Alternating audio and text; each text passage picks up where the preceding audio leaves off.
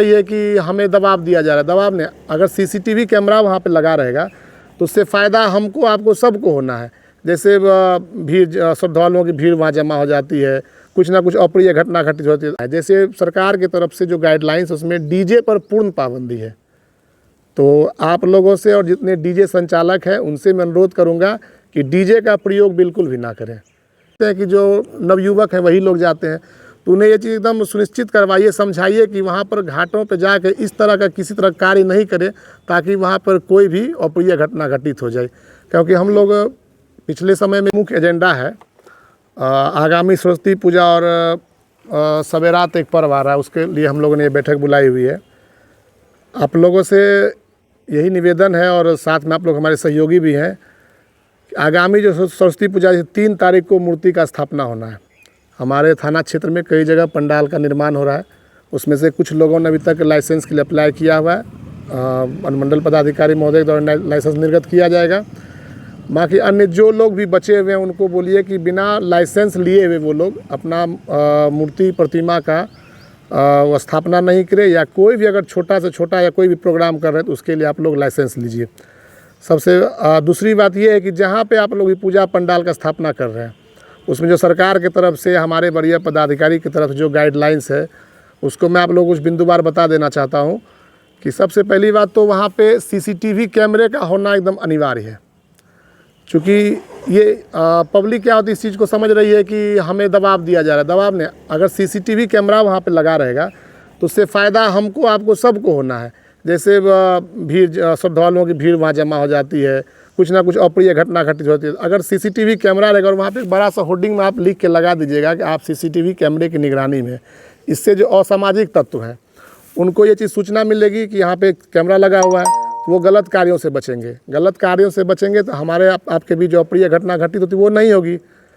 तो सबसे बड़ा रीज़न यही है कि वहाँ पर आप सीसीटीवी कैमरा लगाइए, उससे हमें, आपको, सभी को फ़ायदा होना है। दूसरी बात कि महिलाओं के लिए आप अलग अलग व्यवस्था करिए बैठने का, आने जाने का, ताकि महिलाओं और पुरुषों में कोई डिस्टर्बेंस पैदा नहीं हो।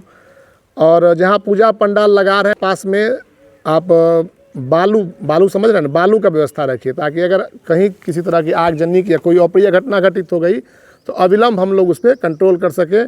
और अगर आग बुझाने वाले, अगर आप लोग के पास सिलेंडर वगैरह हो तो और भी अच्छा है।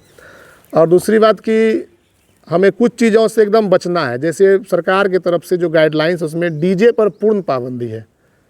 तो आप लोगों से और जितने डीजे संचालक हैं उनसे मैं अनुरोध करूंगा कि डीजे का प्रयोग बिल्कुल भी ना करें। क्योंकि डीजे के प्रयोग करने से हो सकता है कि उन पर कानूनी कार्रवाई भी हो जाए, डीजे भी जब्त किया जा सकता है। और पटाखों का प्रयोग ना करें, उससे कहीं भी हम लोगों को फ़ायदा नहीं है। एक तो प्रदूषण, दूसरी बात तो पटाखों से आए दिन हम लोग देखते रहते हैं कहीं भी आगजनी की घटना हो जाती है, तो पटाखों के प्रयोग से बचें। और सबसे आजकल के जो दौर में सबसे बड़ी समस्या आ रही है किसी भी प्रतिमा के विसर्जन में आ रही है। विसर्जन में क्या होता है कि हम लोग इकट्ठा भीड़ होके जाते हैं।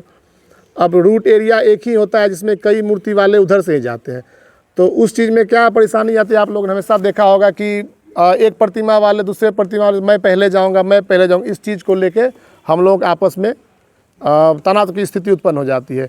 तो हम लोग आपस में बैठ कर ये सुनिश्चित कर लें कि अगर हमारे एक ही घाट पे विसर्जन करना है तो ये निर्धारण कर ले कि आधा घंटा, 1 घंटा के आगे पीछे हम लोग जाएँ, ताकि इस चीज़ का हम लोगों के बीच टकराव नहीं हो।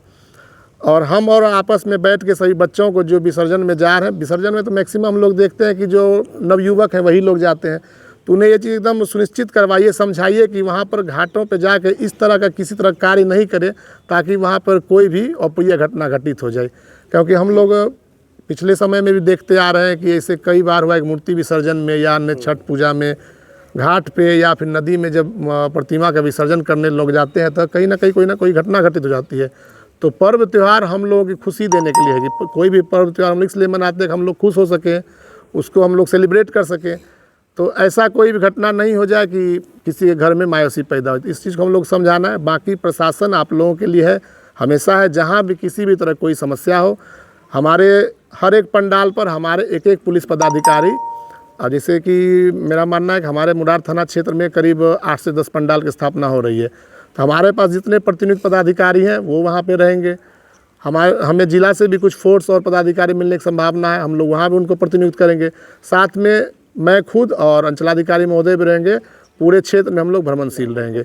कहीं भी किसी भी तरह की समस्या हो हम लोगों को सूचित करें, और आप लोगों का भी कोई भी ऐसा निर्देश हो जो लगे कि हम तक पहुंचना ज़रूरी है, उस पर काम करना जरूरी, आप लोग बेशक हमको एकदम निर्भीक होकर बताइए, ताकि हम उसमें आगे की काम कर सकें। और हम आप लोगों से यही निवेदन करेंगे कि सौहार्दपूर्ण तरीके से, क्योंकि 2 समुदायों का आगे पर्व होने वाला है, तो सौहार्दपूर्ण तरीके से दोनों पर्व मनाइए, खुशियों के साथ मनाइए, और हमारी ढेर सारी शुभकामनाएं आप लोगों के लिए।